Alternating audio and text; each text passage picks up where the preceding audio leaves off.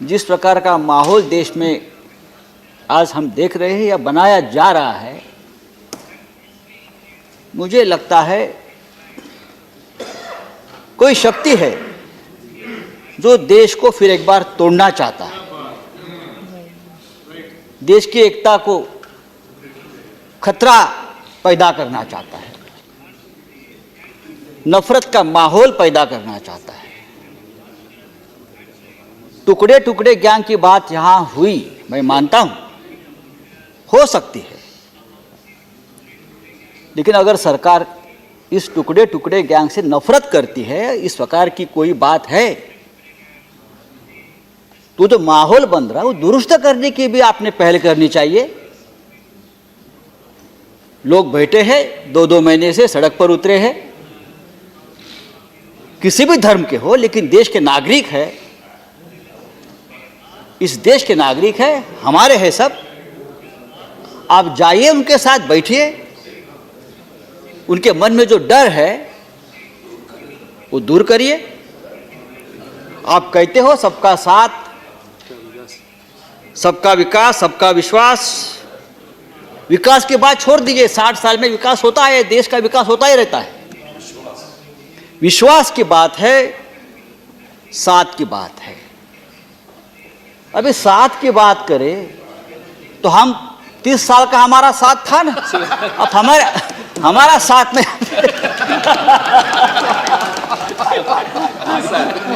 30 साल। विश्वास की बात करें तो सबसे ज्यादा विश्वासघात हमसे ही हुआ है।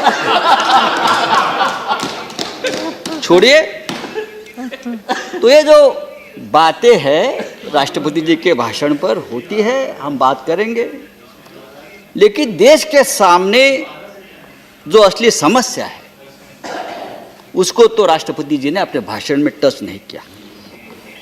आपने कहा सबका साथ, सबका विश्वास के मंत्र पर सरकार चल रही है और सरकार पूरी निष्ठा, ईमानदारी से काम कर रही है। ये बात कहने की जरूरत क्या है? हमारे मन में कोई शंका नहीं है आपकी ईमानदारी के बारे में, तो आपके मन में कंफ्यूजन क्यों है ईमानदारी और निष्ठा के बारे में? ऐसा कौन सा माहौल है कि आपके मन में शंका है कि आप ईमानदारी के साथ काम कर रहे हो? सरकार ने कहा कि हमने 8 करोड़ गरीबों को मुफ्त गैस कनेक्शन दिए हैं, 2 करोड़ गरीबों को घर, 38 करोड़ गरीबों के बैंक खाते खोले हैं, उसमें 15 लाख जब आएंगे तो बैंक खाते पूरे हो जाएंगे। 24 करोड़ लोगों को बीमा सुरक्षा कवच दिया है, 3 करोड़ लोगों से ज़्यादा लोगों को मुफ्त बिजली का कनेक्शन दिया है। यह सब आपने दिया है, हम मानते हैं, लेकिन आपने इस लाखों करोड़ों बेरोजगार युवाओं को काम नहीं दिया है, जिसकी सबसे ज़्यादा ज़रूरत है। आर्थिक मंदी की वजह से इस देश में जो बेरोजगारी का राक्षस खड़ा हुआ है, देश में लगभग 1/3 युवा आज बेरोजगार है। 1 करोड़ युवाओं ने पिछले 1 वर्ष में नौकरी गंवाई है। अगर इसका जिक्र भी राष्ट्रपति जी अपने भाषण में करते तो हम इस भाषण का स्वागत करते। अगर आप ईमानदारी की बात करते हो तो ये भी ईमानदारी से बात कहनी हो कि देश में आज सबसे ज़्यादा बेरोजगार पैदा हुए हैं। हर 2 घंटों में 3 बेरोजगार आज खुदकुशी कर रहे हैं। किसान नहीं, बेरोजगार भी खुदकुशी कर रहे हैं। बेरोजगारी से लोग परेशान हैं, जान दे रहे हैं, और आप जीडीपी बढ़ने की बात करते हो। अर्थव्यवस्था बर्बाद हो चुकी है, बेकार हो चुकी है, और बजट का सबसे लंबा भाषण देने से अर्थव्यवस्था में तेजी नहीं आएगी। मैं आपको बताना चाहता हूं, 1 साल में एशिया की सबसे कमजोर करेंसी में से एक हिंदुस्तान का रुपया है। यह हमारी अर्थव्यवस्था है। कश्मीर की बात हो गई, कश्मीर की बात 370, 35 अच्छी बात है, हमने स्वागत भी किया था, लेकिन उसके बाद क्या हुआ कश्मीर में, जम्मू कश्मीर में? आप बताइए। महाराष्ट्र में 3 महीने में 14 जवान शहीद हुए, महाराष्ट्र के कश्मीर में 14। हमारे जवान आज भी शहीद होते हैं कश्मीर में, तो माहौल ठीक हुआ ये आप कैसे मान सकते? कितने नए उद्योग वहाँ गए, कितने लोगों को रोजगार मिला है, आप बताइए। आज भी हम जाकर वहाँ 2 इंच की ज़मीन नहीं खरीद कर सकते, मुझे मालूम है। 370 निकाला है ना आपने, प्लीज। हम नहीं खरीद। मैं चाहता हूँ वहाँ जाकर स्कूल निकालो, मेरे पैसे से मैं खरीदना चाहता हूँ ज़मीन, आप मुझे दीजिए। मेरा चैलेंज है, मैंने बहुत कोशिश की। फिर 370 आपने निकाला है। देखिए, कानून बनाए, कानून बनते हैं, लेकिन कानून जो होता है वो जनता को डराने के लिए, उसकी आवाज़ दबाने के लिए नहीं होता। जनता को एक सुरक्षा की भावना निर्माण करने के लिए होता है। लेकिन जिस प्रकार से कानून हम बनाने के लिए जा रहे हैं, बनाते हैं, उससे देश में सिविल वॉर लाइक सिचुएशन हो रही है। आप देखिए बाहर लोगों के मन में कितना डर है, भय है। कानून का डर होना चाहिए, मैं मानता हूं, लेकिन दहशत नहीं होनी चाहिए।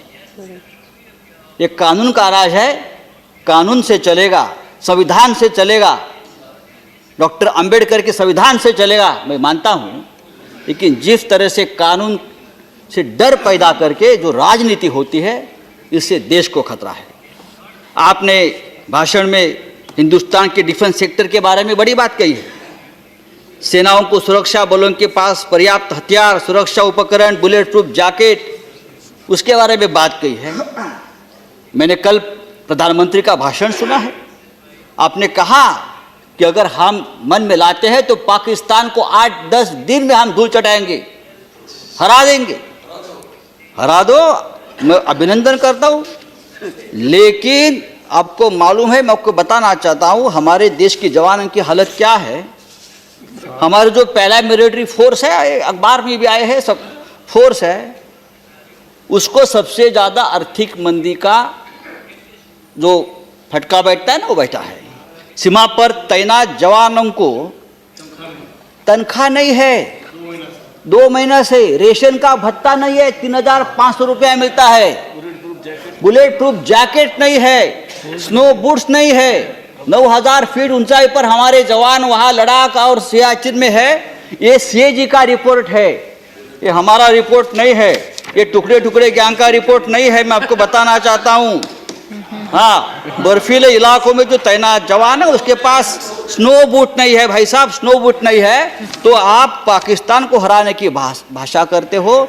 सबसे पहले हम हराएंगे, सबसे पहले हमारी फौज को उनकी जो ज़रूरतें हैं, उनको जो रेशन का भत्ता है, उनके बच्चों को जो एजुकेशन का जो भत्ता मिलता है, उनको जो बूट, उनको जैकेट्स, उनको जो स्नो ग्लास मिलते हैं, वो नहीं मिल रहा है। वो आप पहले दीजिए, उस बारे में चर्चा करिए। ये बात तो चलती है, विकास की बात चलेगी, विश्वास की बात चलेगी, सबके साथ की बात चलेगी, सालों साल चलेगी। हम भी आपके साथ साथ विकास करते रहेंगे। देश है, आप मत बोलिए प्लीज प्लीज आप, और मेरे साथ आप बात मत करें, आपको बहुत महंगा पड़ेगा। प्लीज तो बैठे तो बात पे राष्ट्रपति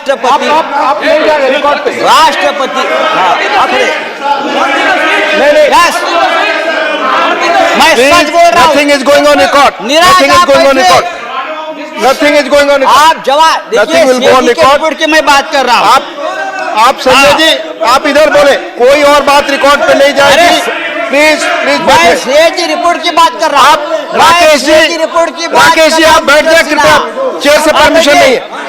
आप संजय जी इधर बोले, आप संजय जी आप चेयर को एड्रेस कर बोले। मैं मानता हूँ कि देश बनाने की जिम्मेदारी, देश की सुरक्षा की जिम्मेदारी हम सबकी है।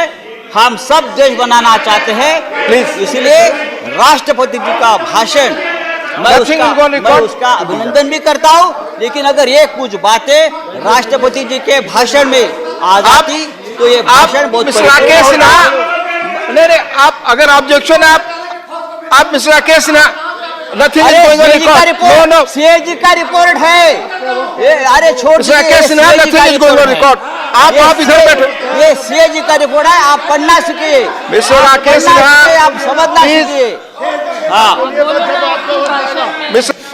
अरे आपका टाइम आएगा।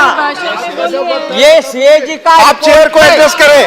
आप चेयर को एड्रेस करें। रिपोर्ट नहीं है, nothing is going on record. आज का Nothing is going on record. अरे Please. छोड़ो, संजय राउत जी, आप चेयर को एड्रेस ये करें। मैड हो गए, संजय राउत जी, ये मैड हो गए आप। अरे छोड़ो, प्लीज यस, प्लीज बैठे। ये आप CAG चेयर को रिपोर्ट है एड्रेस सर, करें। आप चेयर को एड्रेस ये करें। CAG रिपोर्ट है और प्लीज और ये पार्लियामेंट में रखा गया रिपोर्ट है। मेरा आग्रह है, कृपया आप Let him talk in his भाषण, त्यांच्या भाषणात बोलतील ये- आप जवाब Please. दीजिए। प्लीज अपने अपनी जगह बैठे, उन्हें बोलने दे। ये आनंद जी, रिपोर्ट आप सब संसद बैठे। में पेश किया है, ये रिपोर्ट संसद में आप पेश किया है। प्लीज अरे छोड़ा Rakesh Sinha ji, nothing is going on record. चल, Rakesh Sinha ji, nothing is going on record. Desai ji, Rakesh जी,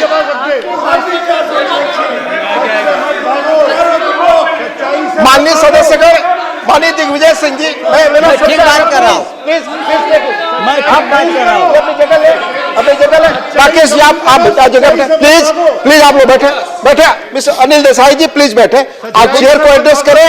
अगर कोई आपत्तिजनक चीज है, कहा जाएगा, वो एग्जामिन होगा। आप चेयर को एड्रेस डेप्यूटी करें। Chairman Please. सर, ये आपको जो ऑब्जेक्शन है कहेंगे, एग्जामिन होगा। कृपया बैठे, आप अपनी बात करें। डेप्यूटी चेयरमैन सर, ये आप CAG रिपोर्ट है और ये संसद Please. में पेश किया है। सिर्फ आपकी बात उसमें से रिकॉर्ड पे पुस्तकें जाए। मैं लेके आया हूँ आप- और संसद रिपोर्ट के आधार पर मैं बोल रहा हूँ। आपकी बात CAG रिपोर्ट है।